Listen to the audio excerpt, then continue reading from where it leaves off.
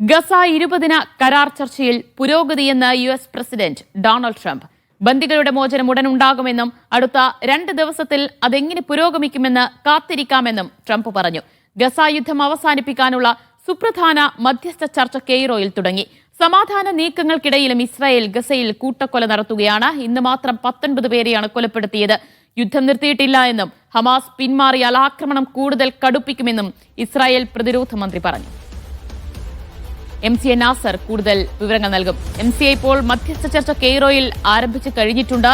ഇസ്രായേലിന്റെ പ്രതിനിധികൾ എത്തിക്കഴിഞ്ഞെന്ന് അറിയുന്നു. ഒപ്പം അമേരിക്കയുടെയും ഹമാസിന്റെയും പ്രതിനിധികളൊക്കെ എപ്പോഴാണ് ഈ ചർച്ചയിൽ പങ്കെടുക്കുക?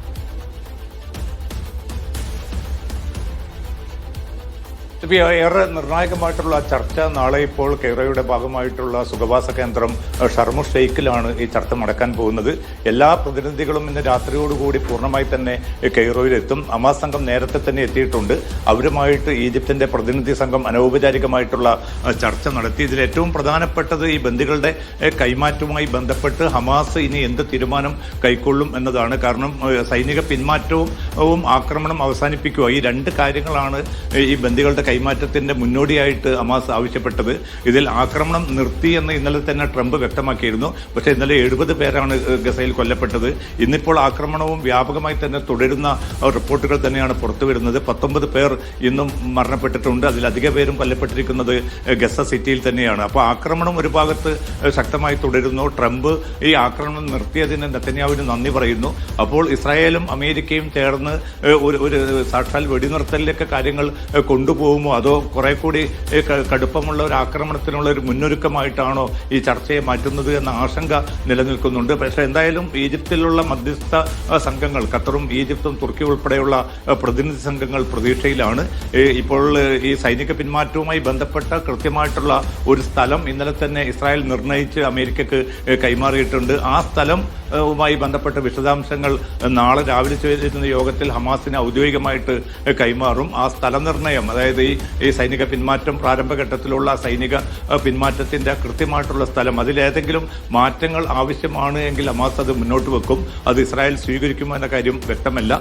എന്തായാലും ഈ ഒരു ചർച്ച മുന്നോട്ട് പോകുന്നതിന്റെ അടിസ്ഥാനത്തിലായിരിക്കും ഈ ബന്ദ് കൈമാറ്റവും അതോടൊപ്പം തന്നെ 20-ദിന പദ്ധതിയുടെ പ്രാരംഭഘട്ടവും ഏതർത്ഥത്തിൽ മുന്നോട്ട് പോകും എന്ന കാര്യം വ്യക്തമാകും. എന്തായാലും ഇപ്പോൾ കെയ്റോയിൽ നടക്കാൻ പോകുന്നത് പ്രധാനമായി സൈനിക പിന്മാറ്റത്തിലും അതുപോലെ തന്നെ ബന്ദിമോചനത്തിലുമാണോ? അതോടൊപ്പം തന്നെ 20-ദിന പദ്ധതിയിൽ ഹമാസ് ആശങ്ക പങ്കുവച്ച മറ്റു ചില നിർദ്ദേശങ്ങളുണ്ടല്ലോ, ഗസയിലെ തുടർ ഭരണം ഉൾപ്പെടെയുള്ള കാര്യങ്ങളിൽ. അതിലും ഒരു ധാരണയിൽ എത്തിച്ചേരാൻ ഇടയുണ്ടോ ഇന്നും നാളെയുമായി നടക്കുന്ന ചർച്ചയിൽ? ഇതിൽ ഏറ്റവും പ്രധാനപ്പെട്ടത് ഈ സാങ്കേതികമായിട്ടുള്ള കാര്യങ്ങളാണ് ഇതിൽ ചർച്ച ചെയ്യാൻ പോകുന്നത്. കാരണം ബന്ദികളുടെ കൈമാറണമെങ്കിൽ അനുകൂലമായിട്ടുള്ളൊരു സാഹചര്യം രൂപപ്പെടണമെന്ന് ഈ നേരത്തെ നടത്തിയ പ്രതികരണത്തിൽ ഹമാസ് ഔദ്യോഗികമായി തന്നെ അമേരിക്കയെയും മധ്യസ്ഥ രാജ്യങ്ങളെയും അറിയിച്ചിരുന്നു. അതിന്റെ ആദ്യപടി എന്ന നിലയ്ക്കാണ് ഈ സൈനിക പിന്മാറ്റത്തിന് കൃത്യമായിട്ടുള്ള ഒരു സ്ഥലം നിർണയിച്ചു കഴിഞ്ഞിട്ടുണ്ട്. അതിൽ ഇസ്രായേൽ അത് അംഗീകരിച്ചിട്ടുണ്ട്. ഇനി ഹമാസ് അത് അംഗീകരിക്കണം. അതുമായി ബന്ധപ്പെട്ട കൃത്യമായിട്ടുള്ള രൂപരേഖ ഇന്നലെ തന്നെ ട്രംപ് തന്റെ സമൂഹ മാധ്യമ പോസ്റ്റിലൂടെ പങ്കുവച്ചിരുന്നു. അത് ഹമാസ് അംഗീകരിക്കുകയാണെങ്കിൽ, ഇനി അതല്ല കുറെ കൂടിയും അവർ ഗസ സിറ്റിയിൽ നിന്നൊക്കെ അകന്ന് മാറി സൈന്യം നിലയുറപ്പിക്കണം, എങ്കിൽ മാത്രമേ ഈ ബന്ദികളെ തങ്ങൾക്ക് കൈമാറാൻ സാധിക്കുകയുള്ളൂ എന്ന ഒരു നിർദ്ദേശമാണ് ഹമാസ് മുന്നോട്ട് വെക്കുന്നതെങ്കിൽ അത് ഇസ്രായേൽ അംഗീകരിക്കേണ്ടി വരും. എന്തായാലും 2-3 ദിവസങ്ങൾ ഈ ചർച്ച നീളാനുള്ള വലിയ സാധ്യതയുണ്ട്. അത് അനുകൂലമായിട്ട് ആ സൈനിക പിന്മാറ്റം സംബന്ധിച്ച കൃത്യമായിട്ടുള്ള ഉറപ്പ് നൽകുക, അതോടൊപ്പം തന്നെ ഇനിയും തുടർന്നുള്ള ആക്രമണങ്ങൾ ഉണ്ടാവുകയില്ല എന്ന് ഇസ്രായേൽ ഉറപ്പ് നൽകേണ്ടി വരും. ഇത്തരം കാര്യങ്ങളിൽ അമേരിക്ക എന്ത് നിലപാടെടുക്കും, അല്ലെങ്കിൽ മധ്യസ്ഥ രാജ്യം എന്ന നിലയ്ക്ക് അവരുടെ റോൾ എന്തായിരിക്കും എന്നതുൾപ്പെടെയുള്ള ചോദ്യങ്ങളും ഉയരുന്നുണ്ട്. എന്തായാലും നാളെയും മറ്റന്നാളുമായി തന്നെ നടക്കുന്ന ചർച്ചയിലൂടെ ഏറെക്കുറെ ഈ ബന്ദ് കൈമാറ്റവുമായി ബന്ധപ്പെട്ട ഈ സാങ്കേതിക പ്രശ്നങ്ങൾ പലതും പരിഹരിക്കപ്പെടും. പക്ഷേ നേരത്തെ ദിവ്യ ചോദിച്ചതുപോലെ തുടർന്നുള്ള നീക്കങ്ങൾ, കാരണം ഇതിൽ ഏറ്റവും പ്രധാനപ്പെട്ടത് ഹമാസിന്റെ നിരായുധീകരണം, അതോടൊപ്പം തന്നെ ഗസയിൽ ഒരു യുദ്ധാനന്തര ഗസയിൽ ഒരു പുതിയ ബദൽ സർക്കാർ സംവിധാനം രൂപപ്പെടുക എന്നതുൾപ്പെടെയുള്ള ഒട്ടേറെ കാര്യങ്ങളുണ്ട്. അതോടൊപ്പം തന്നെ ഒരു വിദേശ സൈനിക സാന്നിധ്യം അവിടെ ഉണ്ടാകുമെന്നൊക്കെ കരാറിൽ പറയുന്നുണ്ട്. അതിന്റെ സ്വഭാവം എന്തായിരിക്കും, അത്തരമൊരു സൈനിക സാന്നിധ്യത്തോട് ഹമാസിന്റെ പ്രതികരണം എന്തായിരിക്കും എന്നത് ഉൾപ്പെടെയുള്ള ചോദ്യങ്ങൾ ഒരുപക്ഷെ തുടർ ചർച്ചകളിലൂടെ മാത്രമായിരിക്കും പരിഹരിക്കപ്പെടുക.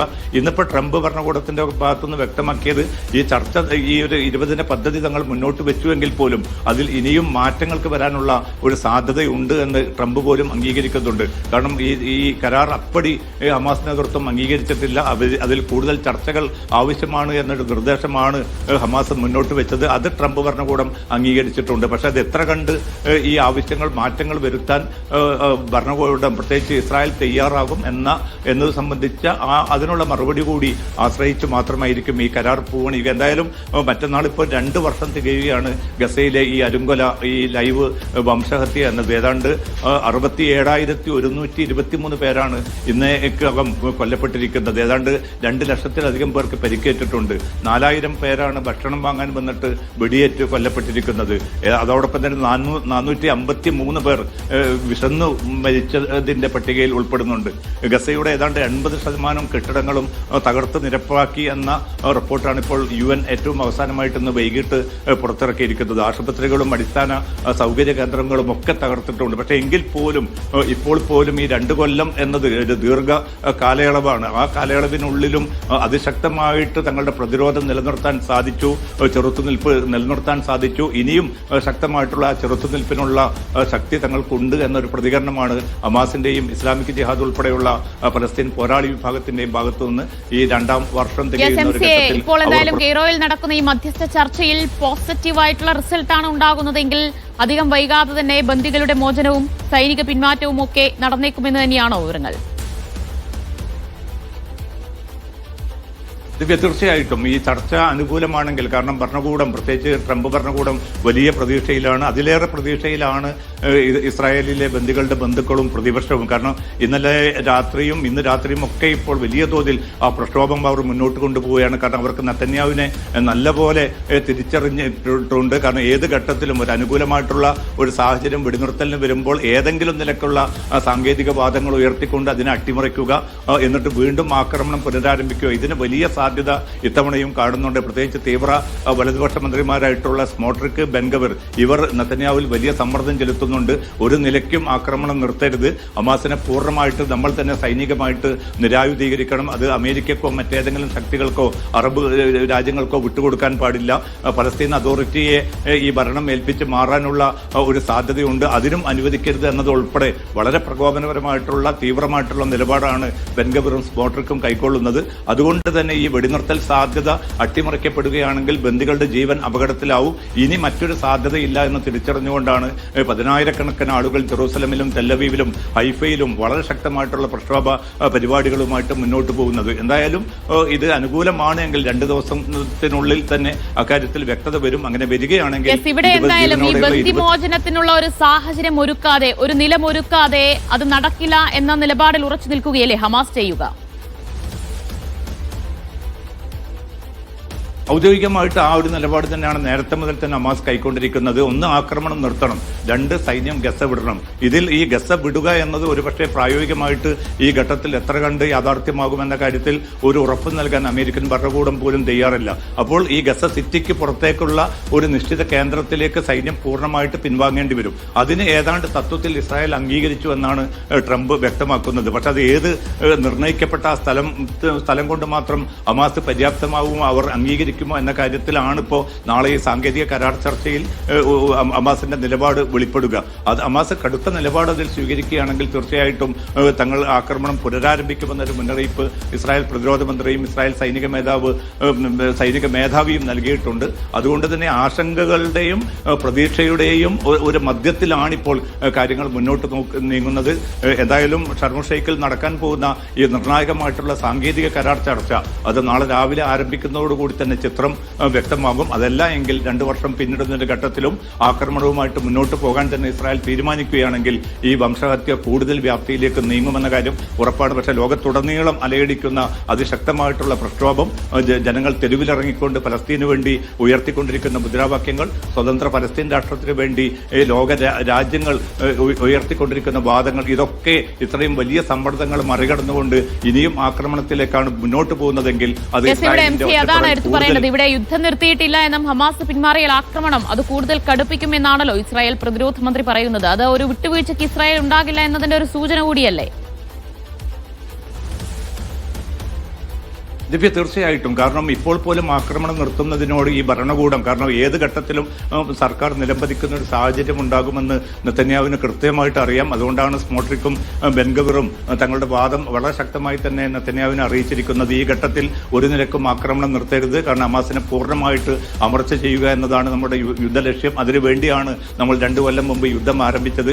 ഏതാണ്ട് ഒരാഴ്ചക്കകം തന്നെ ഹമാസിനെ അമർച്ച ചെയ്യാൻ സാധിക്കുമെന്നൊരു വിലയിരുത്തലായിരുന്നു ആ യുദ്ധം തുടങ്ങുന്ന ഘട്ടത്തിൽ ഇസ്രായേൽ നേതൃത്വം പ്രകടിപ്പിച്ചത്. പക്ഷെ ഇപ്പോൾ 2 വർഷം തികയുന്ന ഒരു വേള, ഇപ്പോൾ പോലും ഈ ഒളിപ്പിച്ചു വെച്ചിരിക്കുന്ന 20-ലധികമുള്ള ബന്ദികൾ എവിടെയാണ്, അല്ലെങ്കിൽ ഈ ബന്ദികളുടെ മൃതദേഹങ്ങൾ എവിടെയാണ് എന്ന കാര്യത്തിൽ പോലും ഒരു തുമ്പും കിട്ടാത്ത ഒരു സാഹചര്യത്തിൽ ഈ യുദ്ധം എത്ര അനിശ്ചിതമായിട്ട് നീണ്ടാലും അത് പിന്നെ ഈ ബന്ദികളുടെ ജീവൻ കൊണ്ടുള്ള ഒരു പന്താടുന്ന ഒരു സ്വഭാവമായിരിക്കും. അത് തങ്ങൾ അനുവദിക്കുകയില്ല എന്നാണ് ഇസ്രായേലി പൊതുസമൂഹം, ഇസ്രായേലിലെ പ്രതിപക്ഷം, ബന്ദികളുടെ ബന്ധുക്കളൊക്കെയും വ്യക്തമാക്കുന്നത്. അവർ ഉയർത്തുന്ന വലിയൊരു സമ്മർദ്ദമുണ്ട്. പക്ഷെ ഇതൊക്കെ ആണെങ്കിൽ പോലും തങ്ങളുടെ രാഷ്ട്രീയ നിലനിൽപ്പ്, തങ്ങളുടെ വംശീയമായിട്ടുള്ള താല്പര്യങ്ങൾ, ഇതൊക്കെയാണ് നെതന്യാഹുവിനെയും അതോടൊപ്പം തന്നെ സ്മോട്രിക്കിനെയും ബെൻഗവിറിനെയും മുന്നോട്ട് നയിക്കുന്നത്. അപ്പോൾ ഇപ്പോൾ അമേരിക്ക ഇടപെട്ടത് കൊണ്ട് മാത്രം അവർ ഒരു ചർച്ചയ്ക്ക് തയ്യാറായി എന്നതേ ഉള്ളൂ. പക്ഷേ ഈ ആക്രമണം ഇനിയും മുന്നോട്ട് കൊണ്ടുപോകണമെന്ന ഒരു തീർപ്പിലാണ് ഈ ഭരണകൂടമുള്ളത്. അതുകൊണ്ട് അതിനെ മറികടന്നുകൊണ്ട് എത്ര കണ്ട് ഈ ചർച്ച മുന്നോട്ട് പോകുമെന്നത് ഏറ്റവും പ്രധാനമായിരിക്കും. ചർച്ച ഏതൊക്കെ വഴിത്തിരിവിലേക്ക് എത്തിച്ചേരും എന്നതാണ് അറിയേണ്ടത്. കെയ്റോയിൽ മധ്യസ്ഥ ചർച്ച ആരംഭിച്ചു കഴിഞ്ഞിട്ടുണ്ട്. എന്ത് നിലപാടാകും ഹമാസും ഇസ്രായേലും ഒക്കെ ഈ യുദ്ധം നിർത്തുന്നതുമായി ബന്ധപ്പെട്ട് സ്വീകരിക്കാൻ പോകുന്നത് എന്നതാണ് ലോകം ഉറ്റുനോക്കുന്നത്. MCN നാസറാണ് വിവരങ്ങൾ നൽകിയത്. ദുബായിൽ എഞ്ചിനീയറിംഗ് കൺസൾട്ടൻസിക്ക് ലൈസൻസ് നിർബന്ധമാക്കുന്നു. വ്യക്തികൾക്കും സ്ഥാപനങ്ങൾക്കും പുതിയ നിയമം ബാധകമാകും. എല്ലാ എഞ്ചിനീയറിംഗ് മേഖലയിലെയും സ്ഥാപനങ്ങൾ ദുബായ് മുനിസിപ്പാലിറ്റിയിൽ രജിസ്റ്റർ ചെയ്തിരിക്കണം. ലൈസൻസ് ഇല്ലാത്ത എഞ്ചിനീയർമാരെ കൺസൾട്ടൻസികളിൽ നിയമിക്കാനും പാടില്ല. ദുബായ് ഭരണാധികാരി ഷെയ്ഖ് മുഹമ്മദ് ബിൻ റാഷിദ് അൽ മക്തൂമാണ് എഞ്ചിനീയറിംഗ് മേഖലയ്ക്കായി പുതിയ നിയമം പ്രഖ്യാപിച്ചത്. Architectural, civil, electrical, electronic, mechanical, mining, petroleum, chemical തുടങ്ങി എല്ലാ എഞ്ചിനീയറിംഗ് മേഖലയ്ക്കും പുതിയ നിയമം ബാധകമാണ്. ട്രേഡ് ലൈസൻസും ദുബായ് മുനിസിപ്പാലിറ്റിയുടെ രജിസ്ട്രേഷനും ഇല്ലാതെ വ്യക്തികളോ ഓഫീസുകളോ എഞ്ചിനീയറിംഗ് കൺസൾട്ടൻസി സേവനം നൽകുന്നത് നിയമവിരുദ്ധമായിരിക്കും. കൺസൾട്ടൻസി ഓഫീസുകൾ അവരുടെ ലൈസൻസ് പരിധിക്കപ്പുറം പ്രവർത്തിക്കാനും പാടില്ല. ലൈസൻസ് ഇല്ലാത്ത കമ്പനികളെ മറ്റു സ്ഥാപനങ്ങൾ കൺസൾട്ടൻസിയായി നിയമിക്കുന്നതും നിയമവിരുദ്ധമാകും. ദുബായ് മുനിസിപ്പാലിറ്റിയുടെ ഇൻവെസ്റ്റ് ഇൻ ദുബായ് പ്ലാറ്റ്ഫോമുമായി ചേർന്ന് എഞ്ചിനീയറിംഗ് സ്ഥാപനങ്ങളുടെ രജിസ്ട്രേഷൻ, യോഗ്യതാ നിർണയം തുടങ്ങിയ നടപടികൾക്കായി ഏകീകൃത ഇലക്ട്രോണിക് സംവിധാനം സ്ഥാപിക്കും. പുതിയ നിയമം ലംഘിച്ച് പ്രവർത്തിക്കുന്നവർക്ക് 1 ലക്ഷം ദിർഹം വരെയാണ് പിഴ ശിക്ഷ ലഭിക്കുക. Media 1 Dubai. UAE-യിലെ അജ്മാനിൽ മാനസിക നില തെറ്റിയ നിലയിൽ അലഞ്ഞിരുന്ന മലയാളി യുവതിയെ സാമൂഹ്യ പ്രവർത്തകർ പോലീസിന് കൈമാറി. പാസ്പോർട്ട് വിവരങ്ങൾ പ്രകാരം ആലപ്പുഴ തോട്ടപ്പള്ളി സ്വദേശിയാണ് ഈ 25-കാരി. അജ്മാനിൽ എങ്ങനെ എത്തി എന്നത് സംബന്ധിച്ച് പരസ്പര വിരുദ്ധമായാണ് യുവതി സംസാരിക്കുന്നത്. ഇപ്പോൾ അജ്മാൻ പോലീസിന്റെ സംരക്ഷണയിലുള്ള പെൺകുട്ടിയുടെ ബന്ധുക്കളെ കണ്ടെത്താനും കോൺസുലേറ്റിന്റെ അഭയകേന്ദ്രത്തിലേക്കോ നാട്ടിലേക്കോ എത്തിക്കാനുമുള്ള ശ്രമത്തിലാണ് സാമൂഹ്യ പ്രവർത്തകർ. പരസ്പര വിരുദ്ധമായിട്ടാണ് കുട്ടി സംസാരിക്കുന്നത്. ആലപ്പുഴ ജില്ലയിലെ തോട്ടപ്പള്ളി എന്നുള്ള സ്ഥലത്തു നിന്നുള്ള കുട്ടിയാണ്. ഇതിനെ പറ്റിയിട്ട് കാര്യമായിട്ടുള്ള വിവരങ്ങളൊന്നുമില്ല. പരസ്പര വിരുദ്ധമായിട്ട് സംസാരിക്കുന്നത് കൊണ്ട് തന്നെ ശരിയായിട്ടുള്ള വിവരങ്ങളൊന്നും നമുക്ക് സാധ്യമല്ല, നമുക്ക് കിട്ടുന്നില്ല. ചോദിച്ചു, അപ്പോൾ കുറെ കാര്യങ്ങളൊക്കെ പറയുന്നുണ്ട്. എന്നിരുന്നാലും ഈ കുട്ടിയെ പറ്റിയിട്ട് അറിയാവുന്ന ആരെങ്കിലും ഉണ്ടെങ്കിൽ നമുക്ക് ഇടപെട്ടുകൊണ്ട് ഇതിനെ നാട്ടിലെത്തിക്കാനുള്ള കാര്യങ്ങൾ നമുക്ക് ചെയ്യാൻ സാധിക്കും. അജ്മാൻ പോലീസുമായിട്ട് ബന്ധപ്പെട്ടിട്ടുണ്ടായിരുന്നു. അപ്പോൾ അജ്മാൻ പോലീസ് വേണ്ടുന്ന നിയമസഹായങ്ങളെല്ലാം നൽകാമെന്ന് പറഞ്ഞിട്ടുണ്ട്. ഇപ്പോൾ പ്രശ്നം എന്താണെന്ന് വെച്ച് കഴിഞ്ഞാൽ ഈ കുട്ടിയെ ഒരു ഷെൽട്ടറിലേക്ക് ആക്കേണ്ടി വരും. നമുക്ക് ഇന്ത്യൻ കോൺസുലേറ്റുമായിട്ട് ബന്ധപ്പെട്ടിട്ട് ഒരു ഷെൽട്ടറിലേക്ക് ആക്കിയിട്ട് അത് ബാക്കി കാര്യങ്ങൾ എന്താണെന്ന് വെച്ച് കഴിഞ്ഞാൽ നമുക്ക് നോക്കാം എന്താണെന്നുള്ളത്. ഷിനോജ് ഷംസുദ്ദീൻ വിവരങ്ങൾ നൽകും. ഷിനോജ്, ഇപ്പോഴും സാമൂഹ്യ പ്രവർത്തകരുടെ സംരക്ഷണയിലാണോ ഈ യുവതിയുള്ളത്? ദിവ്യ, ഈ പെൺകുട്ടിയെ ഇന്നലെ രാത്രി തന്നെ അജ്മാൻ പോലീസിന് കൈമാറിയിരുന്നു സാമൂഹ്യ പ്രവർത്തകർ. പക്ഷേ മാനസിക നില തകരാറിലുള്ളത് കൊണ്ട് തന്നെ പോലീസ് സ്റ്റേഷനിൽ ഈ കുട്ടിയെ എത്ര നേരം കരുതലിൽ വെക്കും എന്നുള്ള കാര്യത്തിൽ ഒരു പ്രശ്നമുണ്ട്. അവിടുന്ന് തന്നെ ഈ കുട്ടിയെ ഇറങ്ങിപ്പോകാനൊക്കെ ഒരു ശ്രമം നടത്തിയിരുന്നു. അതുകൊണ്ട് തന്നെ പിന്നീട് വീണ്ടും സാമൂഹ്യ പ്രവർത്തകർ ഇടപെട്ട് ഈ കുട്ടിയെ വീണ്ടും അജ്മാൻ പോലീസിനെ ഏൽപ്പിക്കുകയായിരുന്നു. ഇതിൽ ശാശ്വതമായ ഒരു പരിഹാരമെന്ന് സാമൂഹ്യ പ്രവർത്തകർ നിർദ്ദേശിക്കുന്നത് ഒന്നുകിൽ ദുബൈയിലെ ഇന്ത്യൻ കോൺസുലേറ്റിൽ കീഴിൽ സ്ത്രീകൾക്കായുള്ള അഭയകേന്ദ്രത്തിലേക്ക് ഈ കുട്ടിയെ മാറ്റണം, അല്ലെങ്കിൽ ഈ കുട്ടിയെ ഏതെങ്കിലും തരത്തിൽ നാട്ടിലേക്ക് തിരിച്ചെത്തിക്കണം എന്നുള്ളതാണ് ശാശ്വതമായിട്ടുള്ള പരിഹാരം. അതിനായുള്ള ശ്രമങ്ങളാണ് ഇപ്പോൾ പുരോഗമിക്കുന്നത്. ഇപ്പോൾ നേരത്തെ ഒരു താഹിറ എന്ന് പറയുന്ന ഒരു സാമൂഹ്യ പ്രവർത്തക അലൈനിൽ നിന്ന് നമ്മളെ ബന്ധപ്പെട്ടിരുന്നു. അവർ പറയുന്നത് നേരത്തെ അലൈനിലും ഈ കുട്ടിയെ ഇത്തരത്തിൽ കണ്ടെത്തുകയും മറ്റൊരു സുരക്ഷാ കേന്ദ്രത്തിലേക്ക് മാറ്റുകയും ചെയ്തതാണ്. പിന്നീട് എങ്ങനെയാണ് ഈ കുട്ടി അജ്മാനിൽ എത്തിയത് എന്നുള്ളത് അറിയില്ല. പക്ഷേ അന്ന് ഇവർ സാമൂഹ്യ മാധ്യമങ്ങളിലൊക്കെ ഇത് ഇട്ടപ്പോൾ ഈ പെൺകുട്ടിയുടെ സഹോദരി നാട്ടിൽ നിന്ന് ബന്ധപ്പെട്ടിരുന്നു. ഇപ്പോഴും ആ സഹോദരി ബന്ധപ്പെടുന്നുണ്ട്. അപ്പോൾ അവരുമായി ബന്ധപ്പെട്ട് ഇവരെ നാട്ടിലേക്ക് എങ്ങനെയെങ്കിലും എത്തിക്കാനുള്ളൊരു ശ്രമമാണ് ഇപ്പോൾ പുരോഗമിക്കുന്നത്. അതോടൊപ്പം കോൺസുലേറ്റിൻ്റെ ഇടപെടലിനായിട്ടുള്ള ശ്രമങ്ങളും നടക്കുന്നുണ്ട്. ദിവ്യ, അല്ല, അപ്പോൾ ഷിനോജ, ഇവരുടെ ബന്ധുക്കളുമായി ബന്ധപ്പെടാനൊക്കെ കഴിഞ്ഞു എന്നല്ലേ മനസ്സിലാക്കേണ്ടത്? അങ്ങനെയെങ്കിൽ ഈ തിരിച്ചുപോക്ക് അത്ര ബുദ്ധിമുട്ടുള്ള ഒരു കാര്യമായിരിക്കുമോ? ഈ കുട്ടിക്ക് ജോലിയുണ്ടോ, അല്ലെങ്കിൽ വിസ സ്റ്റാറ്റസ് എന്താണ്, എങ്ങനെയാണ് തിരിച്ചു പോകേണ്ടത് എന്നുള്ള കാര്യത്തിലൊക്കെ അതിന്റെ ടിക്കറ്റ് ചെലവ് അങ്ങനെയുള്ള കാര്യങ്ങളൊക്കെ ഉണ്ടല്ലോ. അപ്പോൾ ഷിനോജിലേക്ക് വരാം. ഇപ്പോൾ സാമൂഹ്യ പ്രവർത്തകയെ ഡോക്ടർ താഹിറ ചേരുകയാണ് മീഡിയാവിനൊപ്പം. ഡോക്ടർ, ഈ കുട്ടിയെ, അതായത് ഈ അജ്മാനിൽ അലഞ്ഞു തിരിഞ്ഞു എന്ന് പറയുന്ന കുട്ടിയെ നേരത്തെ മറ്റൊരിടത്ത് കണ്ടെത്തിയിരുന്നു അല്ലേ? അതെ, അല്ലെങ്കിലായിരുന്നു അവർ ആദ്യം ഞാൻ കണ്ടത്. 23 ഓഗസ്റ്റില് ഒരു വീക്കെൻഡിൽ ഇതുപോലെ നൈറ്റിൽ എനിക്കൊരു കോള് വന്നു. ആ ഭാഗത്തുള്ള ഷോപ്പിലൊക്കെ ഉള്ള വർക്ക് ചെയ്യുന്ന പയ്യന്മാരാ വിളിച്ചത്. അപ്പം അവിടെ പോയി നോക്കിയപ്പോ ആദ്യത്തെ സംസാരത്തിലൊക്കെ ഒരു 2 to 3 minutes ഒക്കെ ഷി വാസ് ഓക്കെ, പരസ്പരം കണക്ട് ചെയ്തിട്ട് സംസാരിക്കുന്നുണ്ടായിരുന്നു. പക്ഷെ അതിന്റെ ശേഷം ആ കുട്ടി പറയണതൊന്നും പരസ്പരം കണക്റ്റഡ് അല്ല. പിന്നെ ഒരു മണിക്കൂർ 1.5 മണിക്കൂറൊക്കെ അതിന്റെ കൂടെ ഇരുന്ന് ഭക്ഷണവും വെള്ളവും ഒക്കെ കൊടുത്ത് മെല്ലെ മെല്ലെ സംസാരിച്ച് ഇങ്ങനെ നോർമൽ ആക്കാൻ ശ്രമിച്ചപ്പോഴാണ് നാട് എവിടെയാണ്, പേര് പോലും അന്ന് ആ കുട്ടിക്ക് സ്വന്തമായിട്ട് ഐഡന്റിഫൈ ചെയ്യാൻ അറിയുന്നില്ലായിരുന്നു. എല്ലാവരും ഒരു ഭയത്തോടെ മാത്രം നോക്കുക, അങ്ങനെയൊക്കെ ആ ഒരു സാഹചര്യത്തിൽ പിന്നെ ദുരൂഹതകൾ തോന്നുന്നുണ്ടോ ഡോക്ടർക്ക്? ഈ കുട്ടി എങ്ങനെ എത്തിച്ചേർന്ന് ഏതെങ്കിലും തട്ടിപ്പിലോ മറ്റോ പെട്ടുപോയതായിരിക്കുമോ? അത് പറയുന്ന സമയത്ത് അത് അബ്യൂസ്ഡ് ആയി എന്ന് ആ കുട്ടി വെളിപ്പെടുത്തുന്നുണ്ടായിരുന്നു. പക്ഷെ ആ കുട്ടിയുടെ മെന്റൽ സ്റ്റാറ്റസ് സ്റ്റേബിൾ അല്ലാത്തതിനെ കൊണ്ട് അത്തരം ഒരു സ്റ്റേറ്റ്മെന്റ് നമുക്ക് ഇപ്പൊ ആക്സെപ്റ്റ് ചെയ്യാൻ പറ്റില്ല.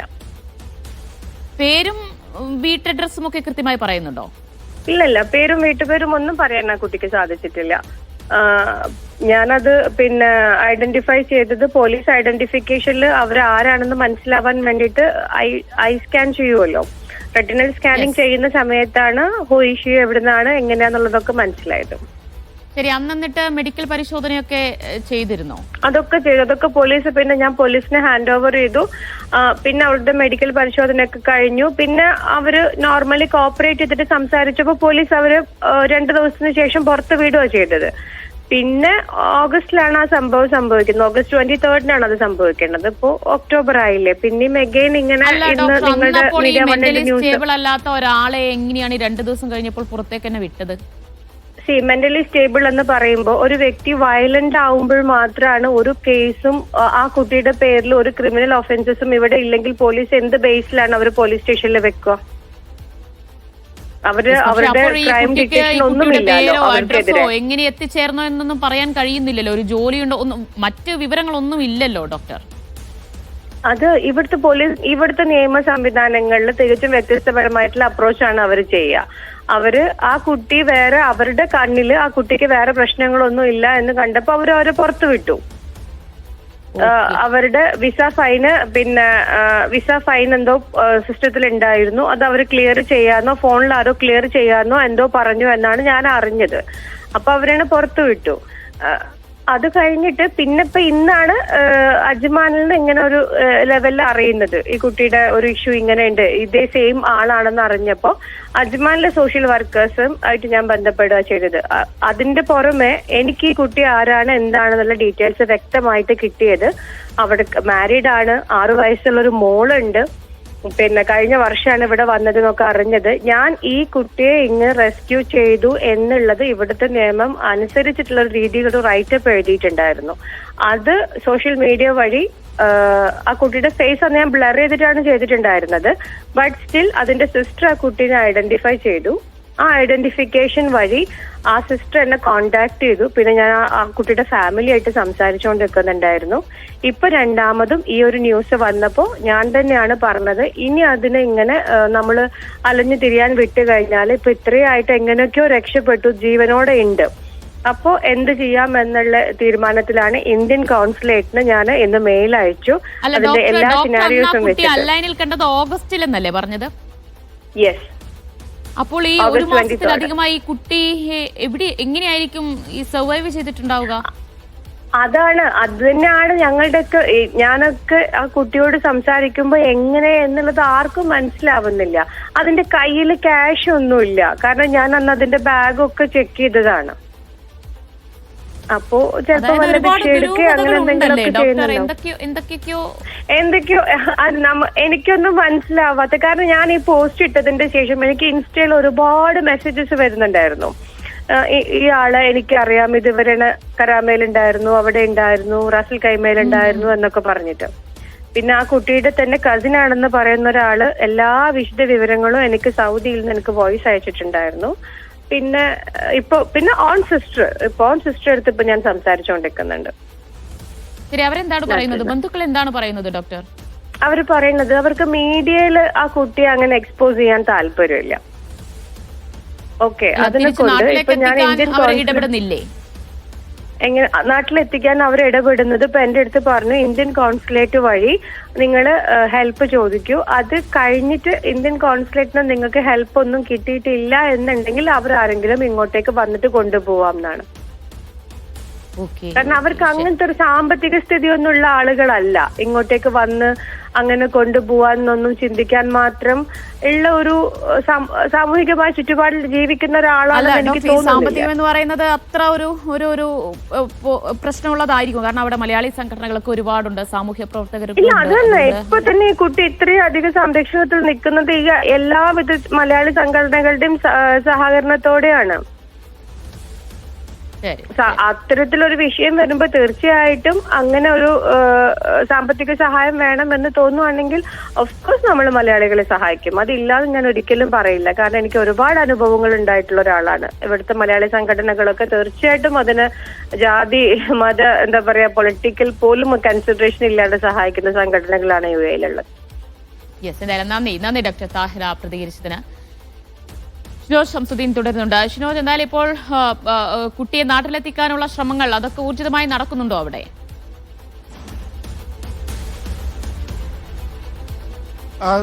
കോൺസുലേറ്റുമായി ഈ സാമൂഹ്യ പ്രവർത്തകർ ബന്ധപ്പെട്ടിട്ടുണ്ട്. ഇന്നിപ്പോൾ ഇവിടെ അവധി ആയതുകൊണ്ട് ഇപ്പോൾ നാളെ ഇതിനുള്ള നടപടികൾ ആരംഭിക്കും. ഈ കുട്ടിയെ അജ്മാൻ പോലീസിൽ നിന്ന് നാളെ മിക്കവാറും ദുബൈയിലെ ഇന്ത്യൻ കോൺസുലേറ്റ് ഏറ്റെടുക്കാൻ സാധ്യതയുണ്ട് എന്നാണ് സാമൂഹിക പ്രവർത്തകർ പറയുന്നത്. അതുപോലെ തന്നെ നാട്ടിലുള്ളവർ MP-മാർ വഴിയൊക്കെ ഈ കോൺസുലേറ്റിനെ ബന്ധപ്പെടാനും ഈ കുട്ടിയെ എത്രയും പെട്ടെന്ന് നാട്ടിലെത്തിക്കാൻ കഴിയുമോ എന്നുള്ള ശ്രമങ്ങളും നടത്തുന്നുണ്ട്. അത് അടുത്ത ദിവസങ്ങളിൽ സാധ്യമാകുമെന്ന് തന്നെയാണ് നമ്മൾ വിശ്വസിക്കുന്നത്. ദിവ്യ. അല്ല ഷിനോജ്, ഇവിടെ ഇനിയും ഒരുപാട് കാര്യങ്ങൾ അറിയണമല്ലോ. ഈ കുട്ടി എങ്ങനെ ഇവിടെ എത്തി? ഇപ്പോൾ ഓഗസ്റ്റിലോ മറ്റോ ആണ് അല്ലൈനിൽ കണ്ടെത്തിയിരുന്നു എന്ന് പറയുന്നുണ്ട് ഡോക്ടർ താഹിർ. അപ്പോൾ ഈ ദിവസങ്ങളിലൊക്കെ എവിടെ കഴിഞ്ഞു, എന്ത് ചെയ്തു, അങ്ങനെ ഒരുപാട് ചോദ്യങ്ങൾ കൂടിയില്ലേ? അക്കാര്യങ്ങളിലൊന്നും ഒരു വ്യക്തതയുമില്ല. കാരണം ആ കുട്ടിയുടെ സംസാരം പരസ്പര വിരുദ്ധമാണ്.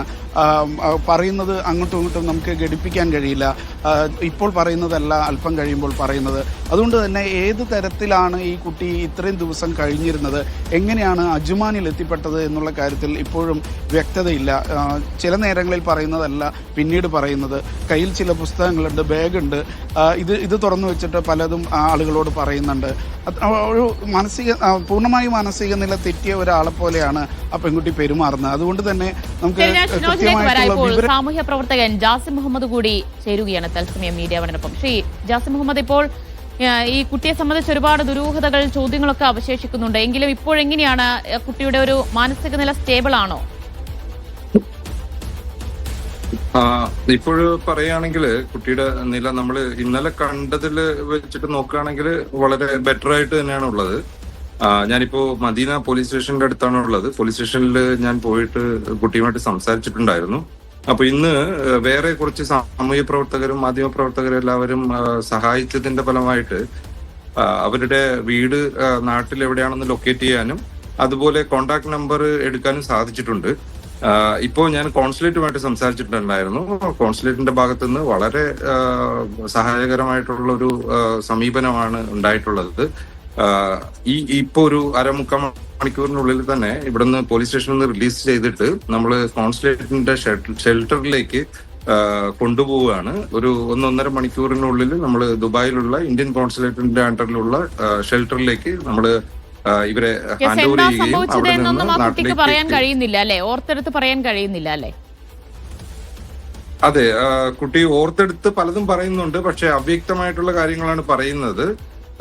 ഒമാനിൽ പോയി എന്നും പിന്നെ ദുബായിൽ വന്നുവെന്നും അവിടെ പല പീഡനങ്ങൾ സഹിക്കേണ്ടി വന്നുവെന്നും തൊഴിൽപരമായിട്ടോ എന്താണെന്നുള്ളതിന്റെ വ്യക്തമായിട്ടുള്ള ഒരു ചിത്രം നമുക്ക് കിട്ടിയിട്ടില്ല. പക്ഷെ അതിന് ഒരുപാട് പ്രശ്നങ്ങൾ ഉണ്ടെന്നുള്ളത് തന്നെയാണ് നമ്മുടെ ആവശ്യം. അപ്പൊ ഇപ്പോഴുള്ളൊരു ആവശ്യം എന്താന്ന് വെച്ച് കഴിഞ്ഞാൽ അവർക്കൊരു നല്ലൊരു വൈദ്യസഹായം കൊടുക്കുകയും അവരെ വളരെ സുരക്ഷിതമായിട്ട് നാട്ടിലെത്തിക്കുകയും ചെയ്യുക എന്നുള്ളതാണ് നമ്മുടെ മുന്നിലുള്ള ഒരു പ്രതിസന്ധിയായിട്ടുള്ളത്. അപ്പൊ ഇവിടെയുള്ള നിയമപരമായിട്ടുള്ള പല സാഹചര്യങ്ങളുണ്ട്, അതിലൂടെ കടന്നു പോകണം.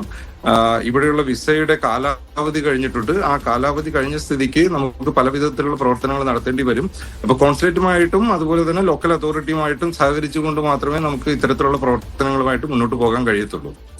യെസ്, എന്തായാലും നിങ്ങൾക്ക് ഈ കുട്ടിയുടെ ബന്ധുക്കളുമായി നാട്ടിലുള്ളവരുമായൊക്കെ ബന്ധപ്പെടാനും കാര്യങ്ങൾ സംസാരിക്കാനും ഒക്കെ കഴിഞ്ഞിട്ടുണ്ടോ? അവരുടെ നമ്പർ ഇപ്പോൾ ലഭിച്ചിട്ടുണ്ട്. ഞാനിപ്പം തന്നെ അവരുമായിട്ട് ബന്ധപ്പെടും.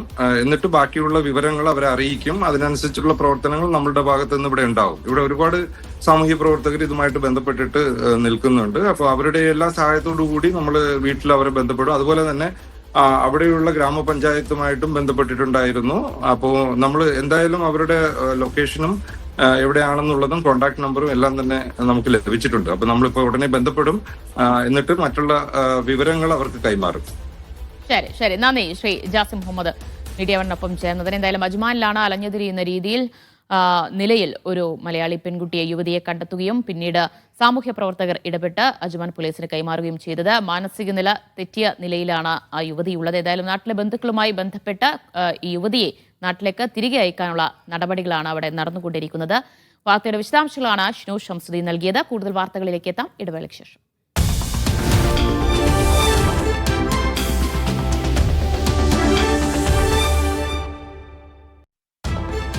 Show credits presented by Gulf സന്ദർശനത്തിന്റെ ഭാഗമായി കേരള മുഖ്യമന്ത്രി പിണറായി വിജയൻ ബഹ്റൈനിലെത്തുന്നു. ഈ മാസം 16-ന് ബഹ്റൈനിലെത്തുന്ന മുഖ്യമന്ത്രി ബഹ്റൈൻ മലയാളികളുടെ സ്വീകരണ പരിപാടിയിൽ പങ്കെടുക്കും. ബഹ്റൈനിലെ വിവിധ സംഘടനകൾ, ലോക കേരള സഭാ അംഗങ്ങൾ, മലയാളം മിഷൻ ചാപ്റ്ററുകൾ, വ്യവസായ പ്രമുഖർ, പൊതുജനങ്ങൾ തുടങ്ങി എല്ലാ മലയാളികളുടെയും നേതൃത്വത്തിലാണ് സ്വീകരണം സംഘടിപ്പിക്കുക. സന്ദർശനം വിജയകരമാക്കുന്നതിനെക്കുറിച്ചുള്ള ആലോചനാ യോഗം നാളെ ബഹ്റൈൻ കേരളീയ സമാജത്തിൽ വെച്ച് നടക്കും. മുഖ്യമന്ത്രി പിണറായി വിജയന്റെ സന്ദർശനത്തിനായി സൗദിയിൽ സംഘാടക സമിതികളുടെ യോഗം ചേർന്നു. ജിദ്ദയിലും ദമാമിലും സംഘാടക സമിതികൾ യോഗം ചേർന്നു. ദമാമിൽ ഈ മാസം 17-ന് മുഖ്യമന്ത്രി എത്തും. അന്നു മുതൽ 3 ദിനമാകും സന്ദർശനം. ദമാമിൽ വിളിച്ച സ്വാഗത സംഘം യോഗത്തിൽ നിന്നും UDF അനുകൂല പ്രവാസി കൂട്ടായ്മകൾ വിട്ടുനിന്നു. മലയാളം മിഷൻ സംഘടിപ്പിക്കുന്ന മലയാളോത്സവം പരിപാടിയിൽ പങ്കെടുക്കുന്നതിന് മുഖ്യമന്ത്രി പിണറായി വിജയൻ ഈ മാസം 17-നാണ് സൗദിയിലെത്തുക. ദമാമിലെത്തുന്ന മുഖ്യമന്ത്രി റിയാദിലും ജിദ്ദയിലും നടക്കുന്ന പരിപാടികളിൽ പങ്കെടുക്കും. 3 ദിവസം നീളുന്നതാണ് പരിപാടികൾ. മുഖ്യമന്ത്രിയുടെ സന്ദർശനവുമായി ബന്ധപ്പെട്ട് സ്വാഗത സംഘ രൂപീകരണ പ്രവർത്തനങ്ങൾ പുരോഗമിക്കുകയാണ്. കേരള ലോകസഭാംഗങ്ങളുടെ നേതൃത്വത്തിൽ ഇന്നലെ ദമാമിൽ വിളിച്ചു ചേർത്ത പരിപാടിയിൽ ഇടതനുകൂല കൂട്ടായ്മ ഭാരവാഹികളും സാമൂഹ്യ സാംസ്കാരിക ബിസിനസ് രംഗത്തുള്ളവരും പങ്കെടുത്തു. എന്നാൽ UDF അനുകൂല പ്രവാസി സംഘടനകൾ യോഗത്തിൽ നിന്നും വിട്ടുനിന്നു. വരാനിരിക്കുന്ന ത്രിതല തദ്ദേശ സ്വയംഭരണ സ്ഥാപനങ്ങളിലേക്കും നിയമസഭയിലേക്കുമുള്ള തിരഞ്ഞെടുപ്പ് മുൻപിൽ കണ്ടുകൊണ്ടുള്ള രാഷ്ട്രീയ സന്ദർശനം മാത്രമാണ് മുഖ്യമന്ത്രിയുടേതെന്നാണ് UDF സംഘടനാ ഭാരവാഹികൾ ആരോപിക്കുന്നത്. Naushad Irikkur, media one, Dammam. സൗദിയിൽ ടാക്സികൾക്കുള്ള പരിഷ്കരിച്ച നിയമങ്ങൾ പൊതുഗതാഗത അതോറിറ്റി പ്രഖ്യാപിച്ചു. വിമാനത്താവളങ്ങൾ ഉൾപ്പെടെ മുഴുവൻ ടാക്സികൾക്കും നിയമങ്ങൾ ബാധകമായിരിക്കും. പ്രൊഫഷണൽ കാർഡ് ഉള്ളവരെ മാത്രമേ ടാക്സി ഓടിക്കാൻ അനുവദിക്കൂ. ടാക്സി ഡ്രൈവർമാർക്കും യാത്രക്കാർക്കും കാറുകൾക്കുമാണ് പൊതുഗതാഗത അതോറിറ്റി പരിഷ്കരിച്ച നിയമങ്ങൾ പ്രഖ്യാപിച്ചത്. വിമാനത്താവളങ്ങൾ ഉൾപ്പെടെ സൗദിയിലെ എല്ലാ ടാക്സികൾക്കും നിയന്ത്രണങ്ങൾ ബാധകമാണ്. പുതിയ വാഹനങ്ങൾക്ക് മാത്രമേ ഇനി ടാക്സിയായി രജിസ്റ്റർ ചെയ്യാനാകൂ. എയർപോർട്ട് ടാക്സികൾക്ക് എയർപോർട്ടിലേക്കുള്ള മടക്കയാത്രയിൽ യാത്രക്കാരെ കൊണ്ടുപോകാൻ അനുമതിയില്ല. കാറിലെ ട്രിപ്പ് മീറ്റർ പ്രവർത്തനക്ഷമമായിരിക്കണം തുടങ്ങിയവ പ്രധാന നിയന്ത്രണങ്ങളാണ്. ഡ്രൈവർമാർക്ക് പ്രൊഫഷണൽ കാർഡ് നിർബന്ധമാണ്. കൂട്ടിലടച്ച മൃഗങ്ങളെ മാത്രമേ ടാക്സിയിൽ കൊണ്ടുപോകാൻ അനുവദിക്കുകയുള്ളൂ. പുകവലി, സീറ്റ് ബെൽറ്റ് ഇടാതിരിക്കുക, മോശം പെരുമാറ്റം എന്നിവയുടെ അടിസ്ഥാനത്തിൽ യാത്ര നിഷേധിക്കാൻ ഡ്രൈവർക്കും അനുമതിയുണ്ട്. യാത്രക്കാരുടെ സുരക്ഷയും സൗകര്യവും പരിഗണിച്ചാണ് പുതിയ നിയന്ത്രണങ്ങൾ കൊണ്ടുവന്നത്. Media 1, Jeddah. 9 മാസത്തിനിടെ 28,000-ത്തിലധികം പ്രവാസികളെ കുവൈറ്റ് നാടുകടത്തി. 2025 ജനുവരി മുതൽ സെപ്റ്റംബർ വരെയുള്ള കണക്കുകളാണ് അധികൃതർ പുറത്തുവിട്ടത്. അനധികൃത താമസക്കാരെയും തൊഴിൽ നിയമം ലംഘിക്കുന്നവരെയും ലക്ഷ്യമിട്ട് നടത്തുന്ന പരിശോധനാ ക്യാമ്പയിനുകൾ രാജ്യത്തുടനീളം തുടരുമെന്ന് സുരക്ഷാ വൃത്തങ്ങൾ വ്യക്തമാക്കി. അനധികൃത താമസവും തൊഴിൽ നിയമലംഘനങ്ങളും നിയന്ത്രിക്കുന്നതിന്റെ ഭാഗമായി കഴിഞ്ഞ 9 മാസത്തിനിടെ 28,000-ത്തിലധികം പ്രവാസികളെ കുവൈറ്റിൽ നിന്ന് നാടുകടത്തിയതായി സുരക്ഷാ വൃത്തങ്ങൾ അറിയിച്ചു. നാടുകടത്തപ്പെട്ടവരിൽ ഭൂരിഭാഗവും താമസ നിയമം ലംഘിച്ചവർ, ഒളിച്ചോടിയവർ, യാചകർ തുടങ്ങിയവരായിരുന്നു. കൂടാതെ മയക്കുമരുന്ന് കേസുകളിൽ പെട്ടവരും അനധികൃതമായി തൊഴിൽ ചെയ്യുന്നവരും നിയമവിരുദ്ധ പ്രവർത്തനങ്ങളിൽ പങ്കെടുത്തവരെയും ഉൾപ്പെടുത്തിയാണ് നടപടി ശക്തമാക്കിയതെന്ന് അധികൃതർ പറഞ്ഞു. നാടുകടത്തപ്പെട്ടയാളോ സ്പോൺസറോ വിമാന ടിക്കറ്റ് നൽകാത്ത സാഹചര്യത്തിൽ അംഗീകൃത ട്രാവൽ ഏജൻസികളുമായി സഹകരിച്ച് ആഭ്യന്തര മന്ത്രാലയം യാത്രാ സൗകര്യം ഏർപ്പെടുത്തും. തുടർന്ന് ചെലവ് സ്പോൺസറിൽ നിന്ന് ഈടാക്കുകയും തുക അടയ്ക്കുന്നതുവരെ യാത്രാവിലക്കോ സാമ്പത്തിക നിയന്ത്രണങ്ങളോ ഏർപ്പെടുത്തുകയും ചെയ്യുമെന്ന് റിപ്പോർട്ടിൽ പറയുന്നു. സാധുവായ പാസ്പോർട്ടോ അടിയന്തര യാത്രാരേഖയോ ഉള്ളവർക്ക് നാടുകടത്തൽ നടപടികൾ സാധാരണയായി 3 ദിവസത്തിനുള്ളിൽ പൂർത്തിയാകും. എന്നാൽ എംബസി നടപടികളിലെ കാലതാമസമോ കോടതിയിൽ തുടരുന്ന കേസുകളോ കാരണം ചിലർക്ക് കൂടുതൽ സമയം എടുക്കുന്നുണ്ട് എന്നും അധികൃതർ വ്യക്തമാക്കി. യാത്രാരേഖകളില്ലാത്തവർക്കായി വിദേശകാര്യ മന്ത്രാലയം എംബസികളുമായി സഹകരിച്ച അടിയന്തര പാസ്പോർട്ടുകൾ നൽകുന്നതിനുള്ള നടപടികൾ സ്വീകരിക്കുന്നുണ്ട്.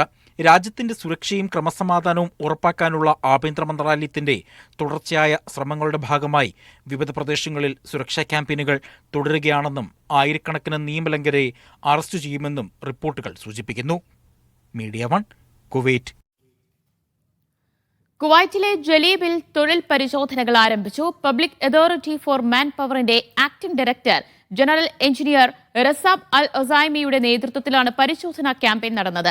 തൊഴിൽ വിപണിയിൽ മേൽനോട്ടം ശക്തിപ്പെടുത്തുന്നതിനും സ്ഥാപനങ്ങൾ തൊഴിൽ നിയമങ്ങളും ചട്ടങ്ങളും പൂർണ്ണമായി പാലിക്കുന്നുണ്ടോ എന്ന് ഉറപ്പാക്കുന്നതിനുമുള്ള നടപടികളുടെയും ഭാഗമായാണ് പരിശോധന.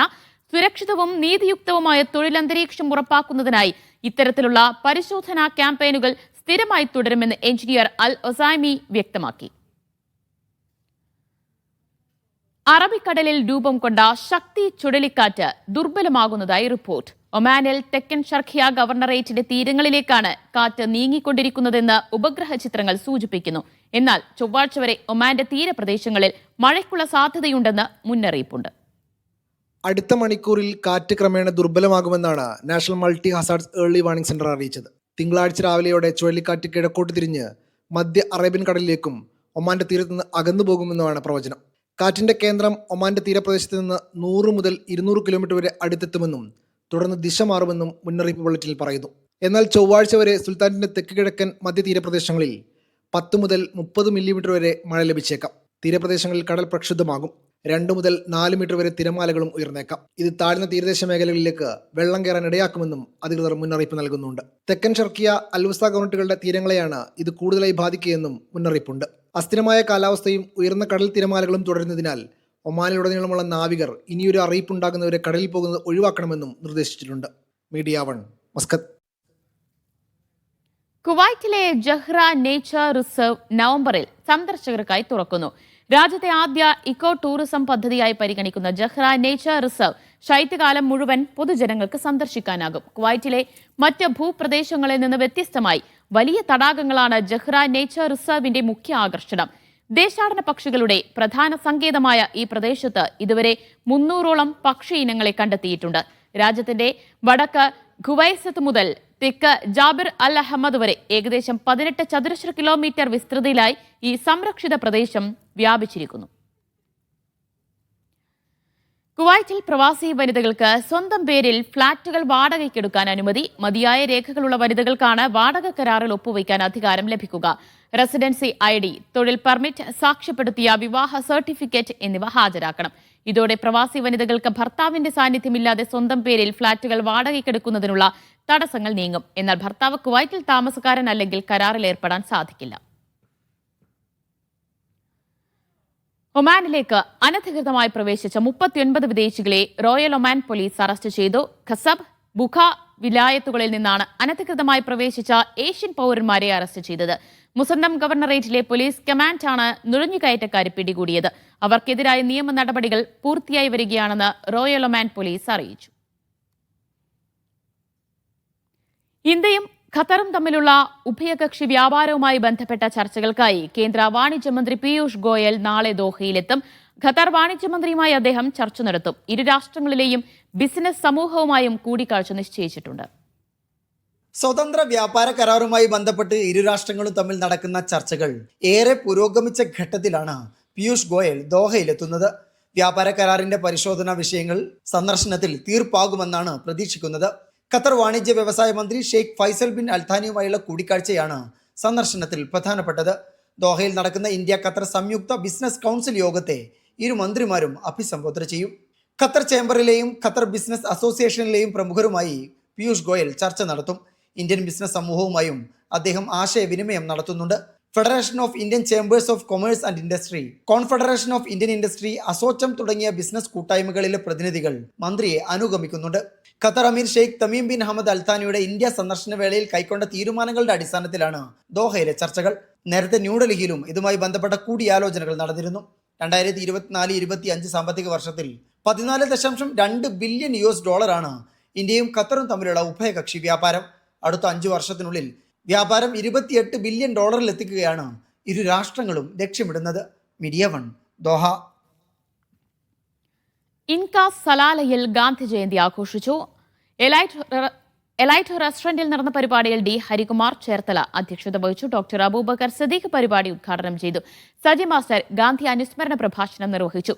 ചലച്ചിത്ര പുരസ്കാരങ്ങൾ നേടിയ സലീം മുത്തുവമ്മലിനെ ചടങ്ങിൽ ആദരിച്ചു. ബാബു കുറ്റ്യാടി, വിജയകുമാർ എന്നിവർ നേതൃത്വം നൽകി. PCF മസ്കത്ത് മേഖല ജാഫർ അലി ദാരിമി അനുശോചന യോഗവും പൂന്തുറ സിറാജ് അനുസ്മരണവും സംഘടിപ്പിച്ചു. റുസൈൽ അൽ അബ്രാർ മദ്രസ ഹാളിൽ നടന്ന യോഗം അൻസിൽ ഉസ്താദ് ഉദ്ഘാടനം ചെയ്തു. മുഹമ്മദ് ബഷീർ അധ്യക്ഷത വഹിച്ചു. അലാവുദ്ദീൻ, അഷ്റഫ് ചാവക്കാട്, അബ്ദുൽ നാസർ, റൈസൽ ബറക്ക, ഷഫീഖ് തുടങ്ങിയവർ സംസാരിച്ചു. ബഹ്റൈനിലെത്തിയ മലങ്കര കത്തോലിക്ക സഭയുടെ അധ്യക്ഷൻ മേജർ ആർച്ച് ബിഷപ്പ് കർദിനാൾ ബെസേലിയസ് മാർ ക്ലെമിസ് കാതോലിക്ക ബാവയ്ക്ക് സ്വീകരണം നൽകി.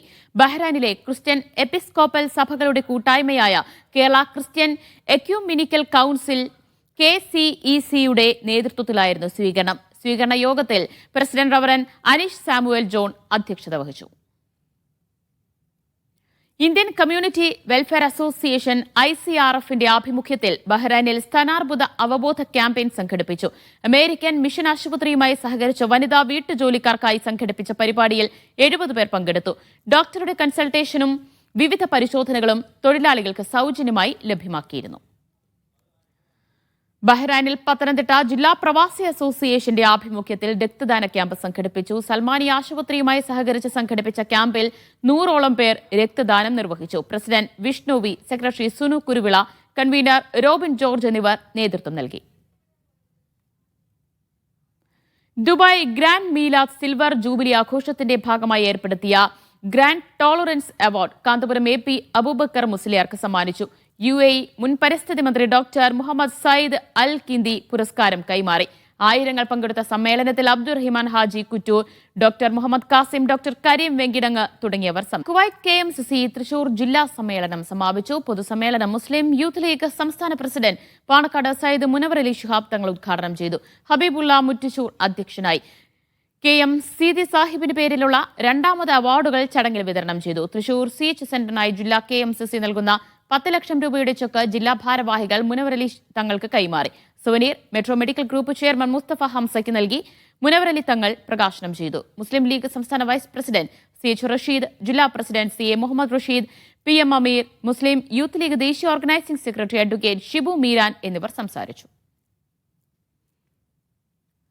അൽ കോബാർ സൗഹൃദവേദി ഓണാഘോഷം സംഘടിപ്പിച്ചു. പ്രവർത്തകരും കുടുംബങ്ങളും പങ്കെടുത്തു. ഓണസദ്യയും വ്യത്യസ്ത ഓണ മത്സരങ്ങളും അരങ്ങേറി.